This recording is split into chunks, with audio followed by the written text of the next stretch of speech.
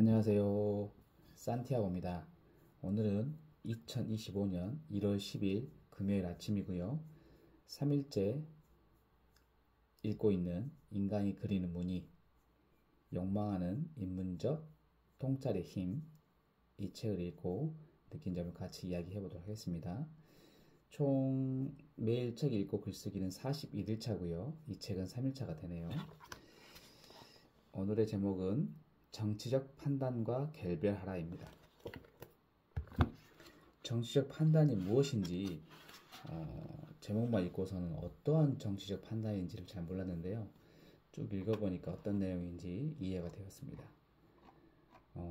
철학가에 와서는 궁극적으로는 생각하는 법을 배운다고 합니다. 생각하는 힘을 갖추는 것이라고 이야기를 하고요. 시대를 앞서서 인간이 움직이는 방향에 맞게 생각을 잘하고 그 결과를 논리에 담아 잘 남긴 사람들을 우리는 철학자라고 합니다. 인문학의 목적은 단적으로 말해 이러한 인문적 통찰력을 기르는 것이라고 이야기를 하고요. 최인석 교수님이 말하는 리더는 우선 자기가 자기 삶의 주인이 되어서 자기 스스로 자기 삶을 끌고 가는 사람이라고 이야기를 합니다. 이런 사람이 진정한 리더고, 자기가 자기 삶의 주인이 되어서 자기 삶을 자기가 끌고 가는 사람한테는 카리스마가 생기고 향기가 나게 마련이라고 이야기를 합니다. 여러분이 사회현상에 대해 좋다 또는 나쁘다라는 판단을 했다면 여러분은 그저 정치적 판단을 했을 뿐입니다 라고 이야기를 합니다. 이러한 것을 정치적 판단이라고 이야기를 하시고요. 무엇을 보고 나서 바로 좋다라거나 나쁘다고 한다는 것은 인문적 판단이 아니라 정치적 판단에 길들여져 있다는 얘기라고 합니다. 인문적 통찰은 이러한 정치적인 판단과 결별하는 것이 첫째 조건이라고 이야기를 합니다. 그리고 고대 중국의 철학자 한비자의 이야기를 하는데요. 성인은 아주 작은 현상을 보고 사태의 조짐을 알고 사태의 실마리를 보고 최종 결과를 안다라고 이야기를 했답니다. 그리고 조선의 철학자 이익, 성호사설 사책선견에서 한 표현을 빌려서 눈앞에 나타난 조그만 일을 보고 구체적으로 무슨 일이 닥치기 전에 혼자 깨닫는 것, 즉 먼저 아는 일을 할 수 있는 것이 선견지명의 능력이 있는 사람이라고 이야기를 합니다. 그리고 문명에 대한 이야기를 하는데요. 문명에도 문명을 이끌고 가는 힘이 있는 것이죠. 이 큰 흐름을 비밀스럽게 보여주는 작은 일이나 현상들을 조짐이라고 합니다. 조짐은 문명의 방향이나 사태의 진행을 알 수 있게 해주는 중요한 단서가 된다고 이야기를 합니다.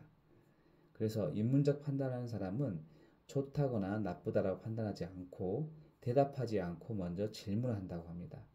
인문적 통찰은 대답하는 데서 나오는 것이 아니라 질문하는 데서 비로소 열린다고 이야기를 하고요. 질문하는 활동에서 인문적 통찰은 비로소 시작되기 때문에 모두가 대답하려고 할 때 외롭게 혼자서 질문하는 사람, 바로 이런 사람이 리더가 될 수 있다고 마무리합니다. 그래서 결국 정치적 판단이라는 것은 사회현상에 대해서 단순하게 이건 좋고 저건 나빠라는 단순한 판단만 하는 것을 정치적 판단이라고 이야기를 하고 있고요. 그래서 쭉 읽어보고 느낀 점을 써봤는데, 지금 이 책을 두 번째 읽고 있거든요. 작년 10월에 읽고 시간이 지났죠. 그렇다 보니까 이제 기억에서 아무래도 삭제된 부분이 많았을 건데, 처음 본 내용은 아니지만 이 최인석 교수님이 던지는 질문에 저도 답만하고 있더라고요. 좋다 나쁘다에 대해서. 그래서 다시 한번 생각했습니다. 아직 인문적 통찰을 하지 못하고 있다고 느꼈고요. 이 여성스러운 남자와 그리고 익숙하지 않은 주제가 서점 베스트셀러가 되는 것을 단순히 저도 판단만 하고 있었습니다. 아직 많이 부족하다라는 것을 느꼈고요.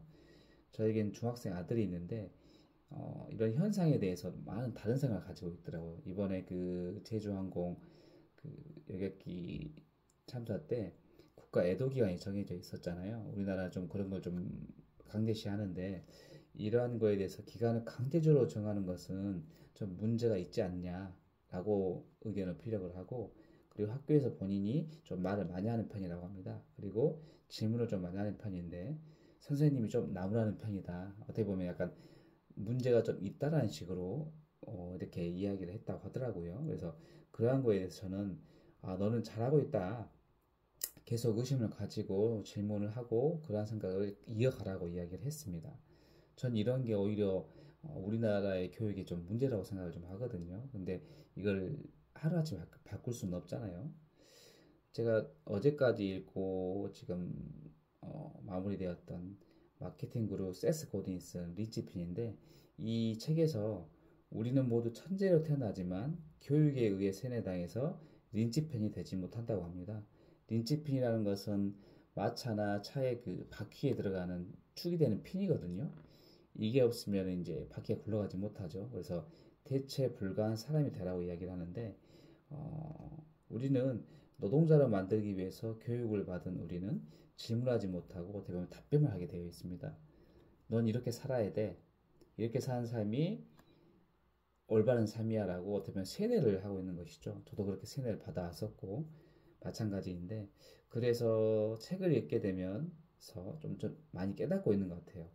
나 자신의 주인으로 살아가기 위해서 좀 끊임없이 질문도 하고, 그리고 이 질문한 걸 노트에 적어보고, 그리고 적으면서 답을 제 스스로 계속 찾아가고 있습니다. 그래서 노트에 적는 습관을 많이 갖고 있는데, 이러한 게 참 좋은 것 같아요. 주입식 교육을 받았던 제가 이렇게 좀 바뀌는 모습은 책에서 오지 않았나라는 생각을 하고요. 최 교수님의 말씀처럼 모두가 대답하려고 할 때 혼자서 질문하는 사람이 되기 위해서 오늘도 이러한 책을 통해서 인문적인 통찰을 지금 해보고 있습니다. 이렇게 오늘은 마무리하고요. 또 다음 시간에 좀 뵙겠습니다. 감사합니다.